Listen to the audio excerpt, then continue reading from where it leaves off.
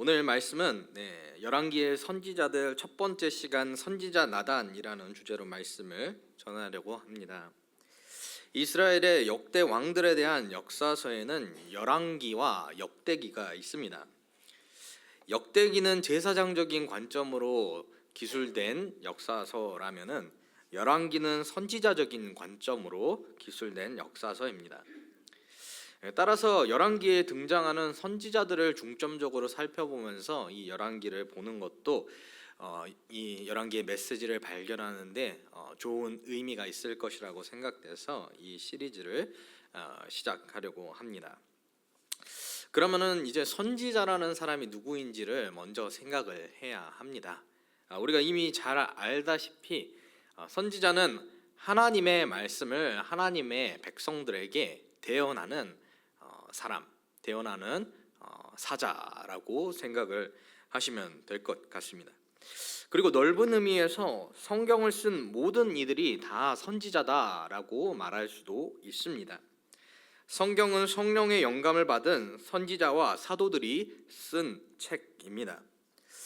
그런 범주에서 보았을 때에 이 열왕기에 등장하는 몇몇 왕들, 특별히 이 다윗이나 솔로몬도 어떻게 보면 선지자로 볼 수도 있는 것이죠. 사도행전 2장 30절에는 이 말씀이 있습니다. 그는 선지자라 하나님이 이미 맹세하사 그 자손 중에서 한 사람을 그 위에 앉게 하리라 하심을 알고. 이 사도행전 2장에서는 베드로가 설교를 하면서 이 다윗이 쓴 시편 110편을 인용하면서 그는 선지자라고 했을 때 이 그가 바로 다윗을 일컫는 것입니다. 이로 미루어 보아서 이 선지자라고 하는 큰 범주 안에는 성경을 쓴 모든 저자들, 곧 다윗이나 솔로몬도 포함된다라는 것을 우리가 알 수 있죠.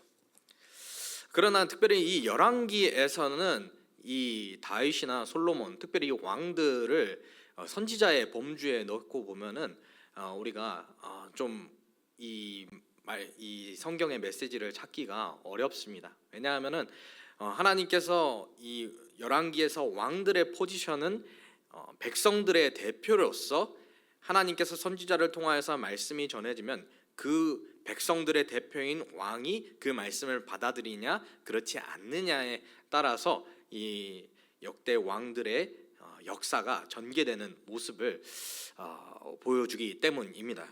그래서 이 시리즈에서는 넓은 의미에서의 선지자들을 보는 것이 아니라 본서 열왕기 상하에서 선지자라고 일컬어지는 그런 선지자들의 메시지에 대해서 우리가 살펴보려고 합니다.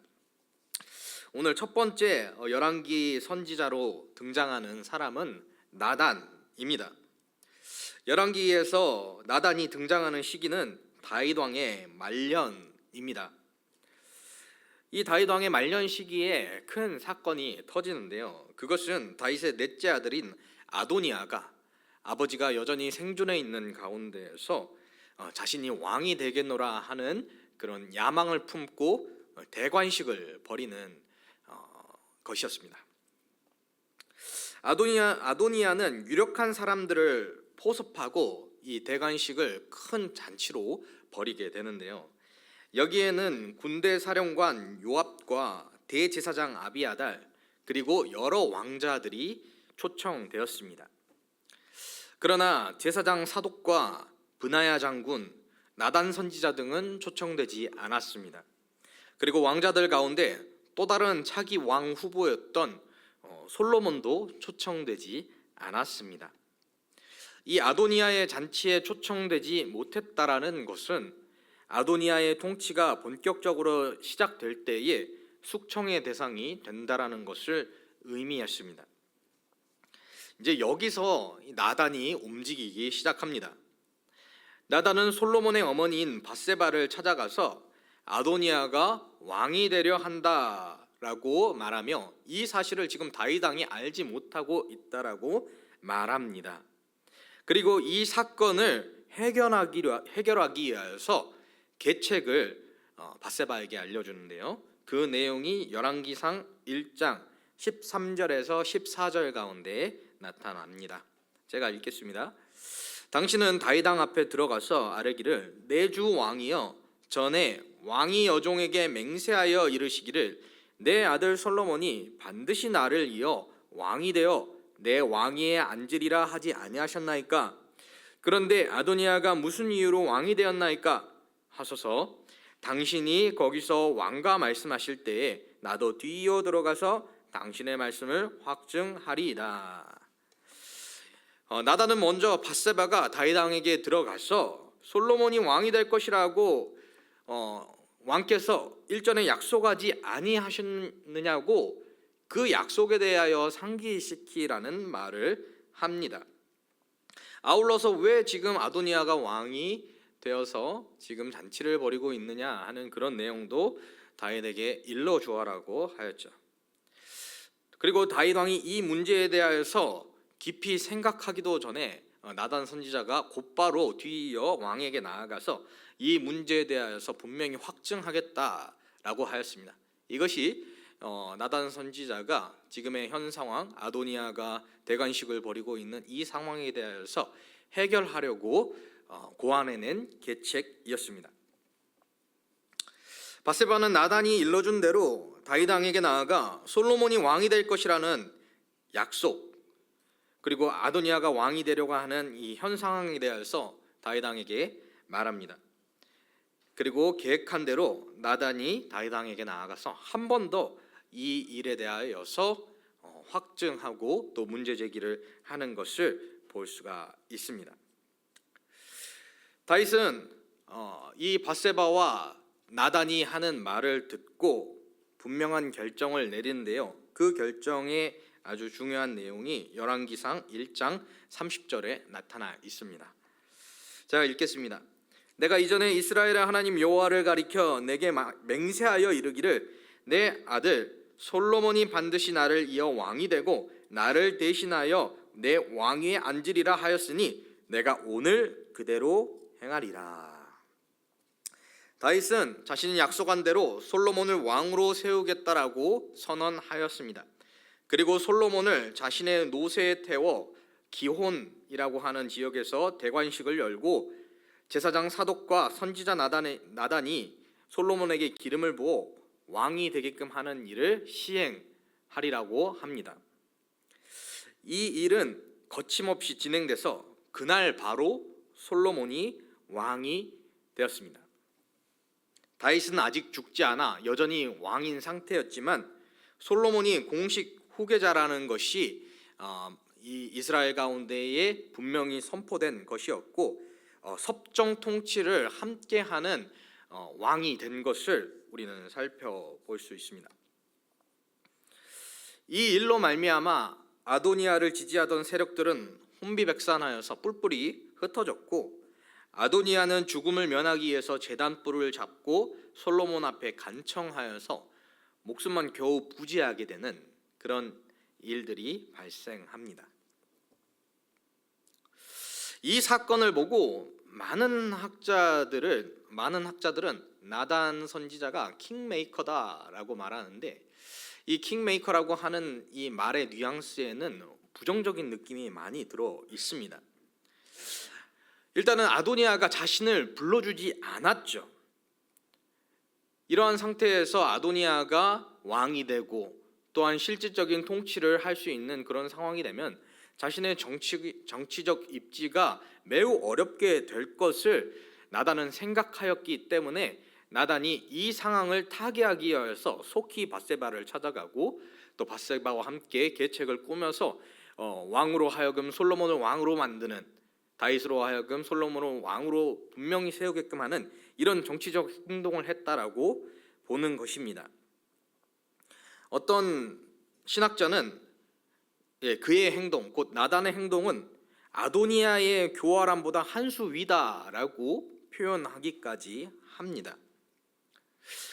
심지어 어떤 이들은 솔로몬이 왕이 될 것이라고 약속하는 장면은 성경 어디에도 찾아볼 수가 없다.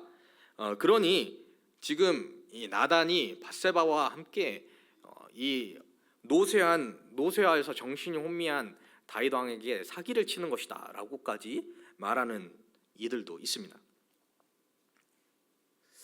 그러나 역대상 22장을 보면은 다윗이 솔로몬을 불러서 성전에 대한 이야기를 하는 것을 볼 수가 있습니다. 다윗이 솔로몬을 불러 성전에 대한 이야기를 하기를 자신이 성전을 건축하고자 하는 마음이 있었지만 하나님께서는 그가 아니라 그의 아들이 성전을 건축하기를 원하셨다라고 하나님의 뜻에 대해서 분명히 전달을 하고 성전을 잘 건축해야 한다라고 신신당부하는 모습이 나타납니다. 그리고 아울러서 그는 말로만 이 성전 준비에 대해서 말하고 솔로몬에게 이른 것이 아니라 성전 준비를 하기 위해서 철저히 그가 움직이는 그런 모습들도 나타냅니다. 다윗 왕이 몸이 많이 노쇠했다 할지라도 자신이 한 말도 기억하지 못하고 미숙한 판단을 내릴 만큼 심신미약 상태에 있었을 것이다 라고 보기는 어려운 본문이 바로 이 역대기에 등장을 하죠. 따라서 다윗은 교활한 나단에게 속아서 솔로몬을 왕으로 세운 것이 아니라 솔로몬을 왕으로 세울 것이라는 약속을 분명히 했었고 이에 대한 문제 제기를 분명히 해둔 나단 선지자 덕에 그가 약속한 대로 솔로몬을 왕으로 세웠다라고 볼 수가 있습니다. 그래도 이 나단 선지자의 행보에 대해서 찝찝함이 남는 것은 분명합니다. 그것은 나단의 이 행동이 정치적으로 자신에게 유리한 행동을 했다라는 점이죠. 아도니아가 왕이 되었을 경우에 이 나단이 어떤 어려움을 겪게 될지에 대해서 일전에 말씀을 드렸습니다. 그러니 이 나단 선지자의 행동은 아전인수적인 그런 행동이 아니냐라고 비판을 할 수가 있죠. 그러나 우리는 나단이 어떤 사람인지를 우리가 사무엘서를 통하여서 이미 알고 있습니다. 다윗 왕이 바로 그 밧세바로 인하여서 범죄하였을 때 사무엘하 12장에서는 나단이 다윗 왕을 찾아가 자신의 목숨을 하나도 아까워하지 않고 하나님의 진노와 징계에 대해서 분명히 선포하는 모습을 우리는 볼 수 있습니다. 이스라엘의 역대 왕들의 경우뿐만 아니라 역사의 많은 사례에서 왕에게 직언을 하였다가 유명을 달리한 많은 이들이 있습니다. 나단 또한 그렇게 되지 아니하리라는 보장은 없었습니다. 죄는 더 큰 죄를 낳기 마련입니다. 다윗은 밧세바로 말미암은 죄를 덮기 위하여서 우리아를 죽였습니다. 우리아를 죽인 다윗이 이 나단을 죽이지 아니하리라는 보장은 없었습니다. 그럼에도 불구하고 나단은 자신의 목숨을 아까워하지 않고 하나님의 말씀이라면 분명히 선포하였습니다. 그런 선지자가 바로 나단이었던 것이죠. 오늘 본문도 이러한 맥락에서 크게 다를 것이 없습니다.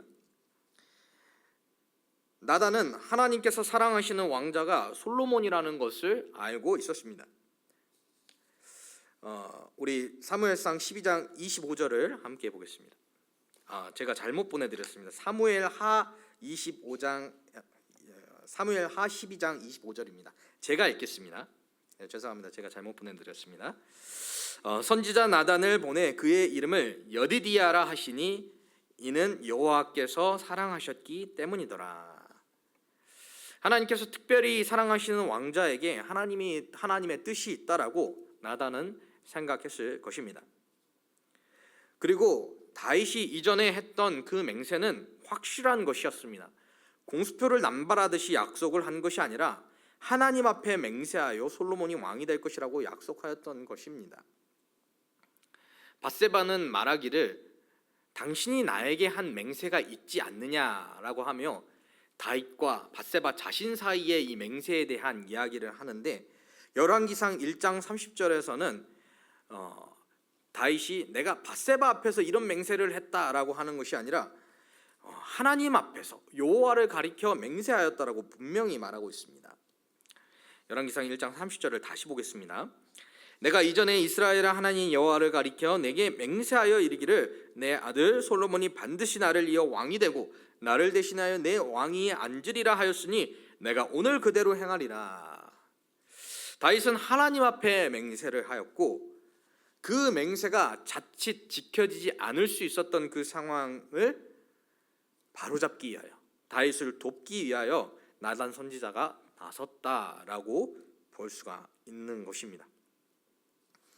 우리는 이와 같은 나단 선지자의 행동을 통하여서 하나님의 백성들이 세상 앞에서 어떤 행동을 취해야 하는지를 배우게 됩니다. 우리는 왕의 비유를 맞추는 어용 선지자의 터 위에 서 있지도 않습니다. 정치적 생명을 중시하는 정치 선지자의 터 위에 서 있지도 않습니다. 그렇다고 해서 무조건 세상과 등지고 고행을 사서하는 고행주의자들도 아닙니다. 우리는 다만 하나님의 말씀에 따라 나아가고 또 하나님의 말씀을 선포하는 참 선지자의 터 위에 서 있습니다. 우리는 세상 앞에서 우리가 어떠한 자세를 취해야 하느냐? 바로 하나님의 말씀 앞에 서 있는 자의 자세를 취해야 한다라는 것을 우리는 기억하게 됩니다. 사무엘하 12장에서 나타난 나단 선지자는 하나님의 말씀에 서 있었습니다. 그리고 열왕기하 1장에서 나단 선지자 역시 하나님의 말씀 앞에 서 있었습니다. 그런데 이제 세상은 다르게 보는 것이죠.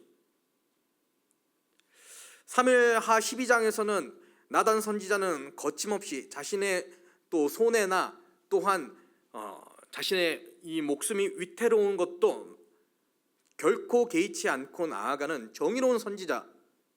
그러나 열왕기하에서는 자신의 정치적 생명을 중요시하는 정치 선지자.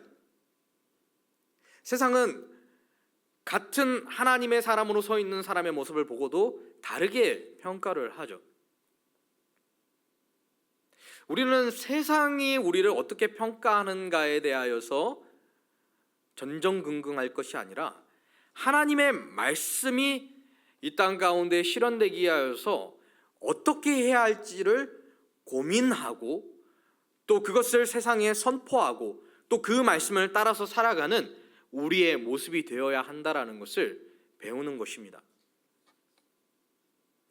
특히 이 열왕기에서 선지자들은 어떻게 보면 다 정치 선지자라고 볼 수 있습니다. 여기서 말하는 정치 선지자는 우리가 부정적으로 말할 때에 그 소위 나쁜 정치질을 하는 선지자를 말하는 것이 아니라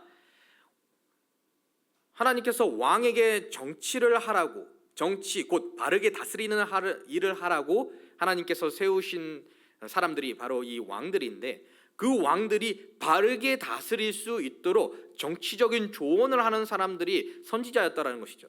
그래서 열왕기에서 나타나는 이 선지자들은 거의 대부분이 왕들에게 메시지를 선포합니다. 왕들의 정치에 개입을 합니다.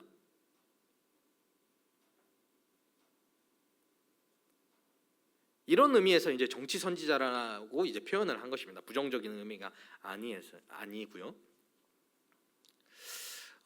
지금 현대를 살아가는 우리들의 생각 속에 종교와 정치는 분리되어야 한다라는 그런 생각이 있습니다.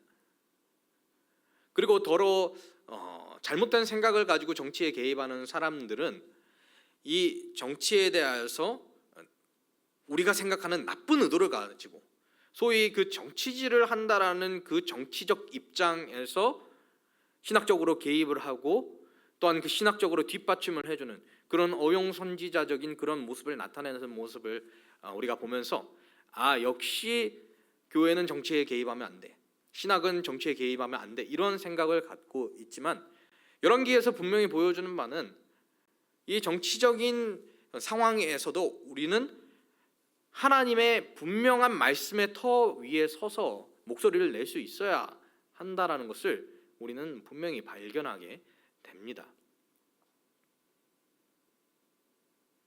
칼빈도 자신의 책 기독교 강요 4권 제일 마지막 20장에서 이 시민 정부에 대하여서 우리가 이 정치에 대해서 어떻게 생각해야 될지를 다루기도 하였고요.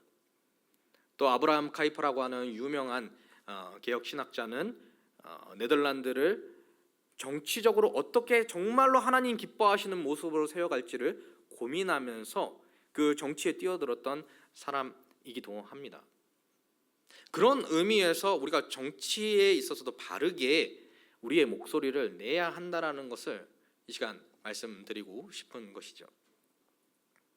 특정 정당을 지지하고 특정 정당이 말하는 그 메시지를 무조건적으로 맹신하고 그 메시지에 뒷받침하기 위해서 성경의 근거 구절을 갖다 대는 그런 어용선지자적인 잘못된 정치질 선지자, 그런 모습으로 우리가 세상 앞에 서야 된다는 것이 아니라 나단 선지자가 보여준 모습과 같이 우리에게 유익이 있든 그렇지 않든 관계없이 하나님의 뜻이 무엇인지를 살피고 그 분명한 하나님의 뜻을 발견한 다음에 그것을 세상 가운데에, 정치 가운데에서도 우리의 목소리를 내야 한다, 그것을 말씀드리고 싶은 것입니다.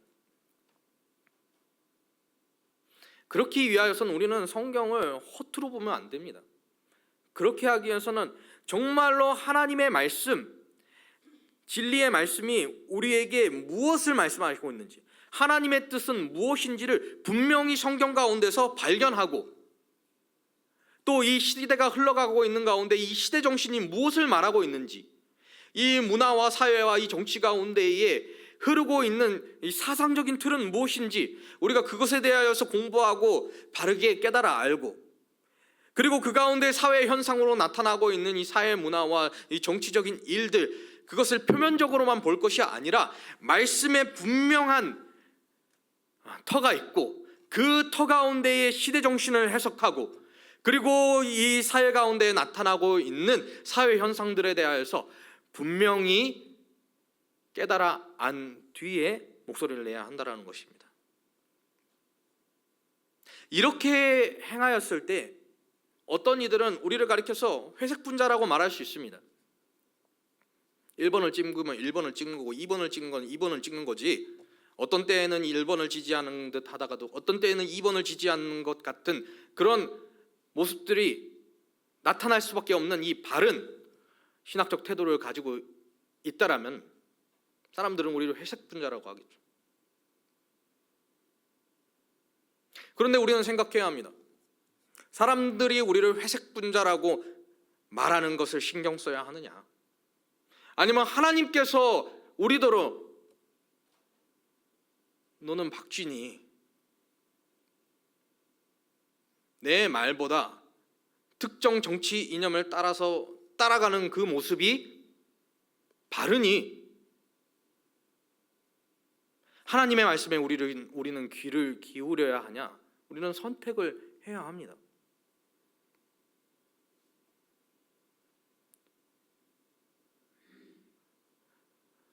교회는 세속적인 사고에 따라서 득실을 계산하는 그런 공동체가 아니라 하나님의 말씀을 생각하는 공동체입니다.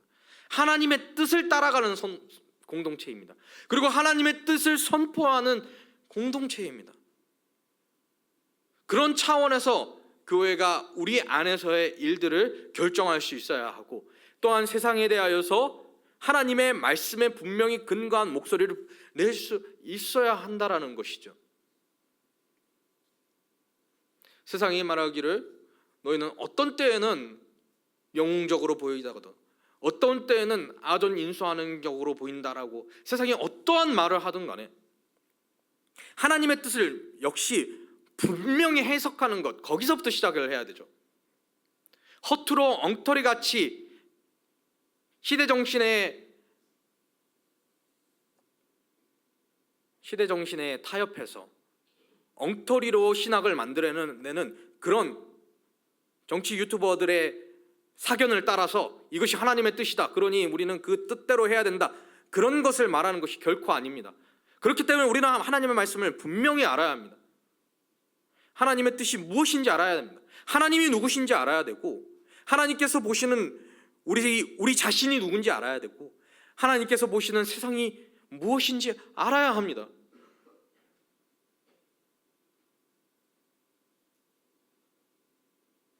그래서 우리는 말씀을 분명히 알아야 하는 것이죠. 배워야 하는 것이죠. 배우기 싫어하는 가운데 한국 교회에 나타나는 많은 모습이 무엇입니까? 엉터리 정치 이야기를 하는 그런 사람들의 이야기를 듣고 거기다가 성경 구절 몇 구절을 이렇게 인용을 하면 이거 하나님의 뜻인가 보다 하고 함께 목소리를 내고 있는, 그래서 이 사회의 이 혼란한 소용돌이 가운데서 교회가 또 하나의 주축이 되어 있는 그런 모습들을 보이고 있지 않습니까?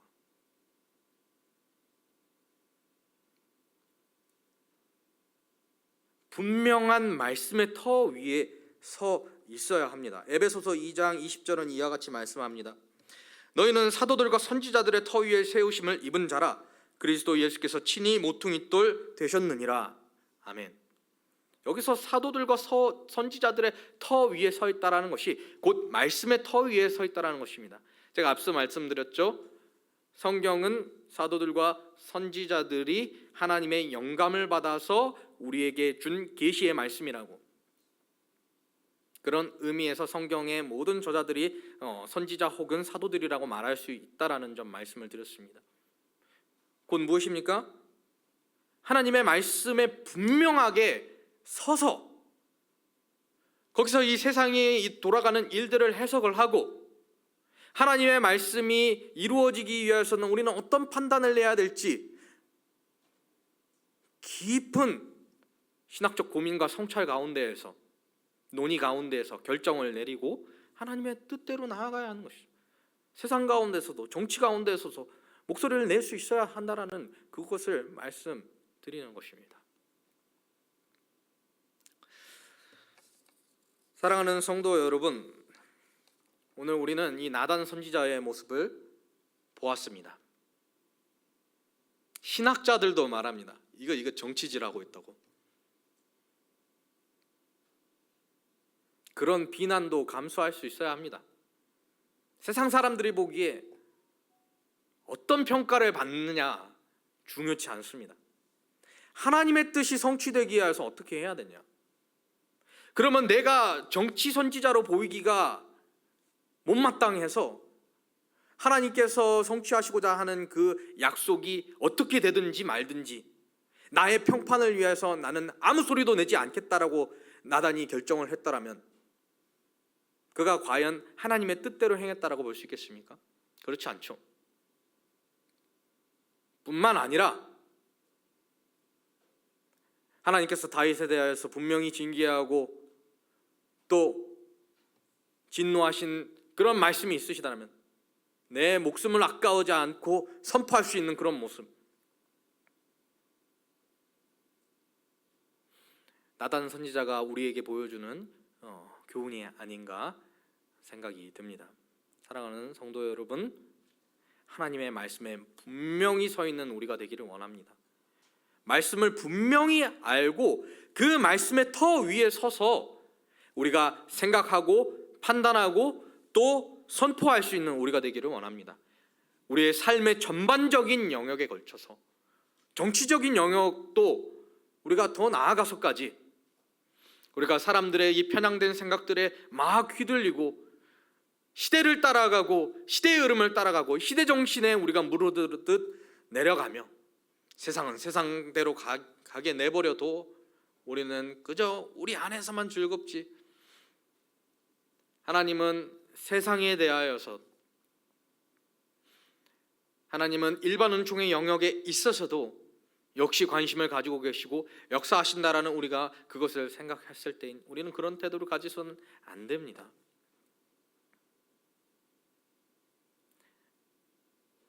하나님의 말씀대로 선포하고 또 살아가고 하나님의 뜻대로 분명히 서 있는 그런 참 선지자의 터 위에 서 있는 우리 모두가 되기를 주님의 이름으로 소망합니다.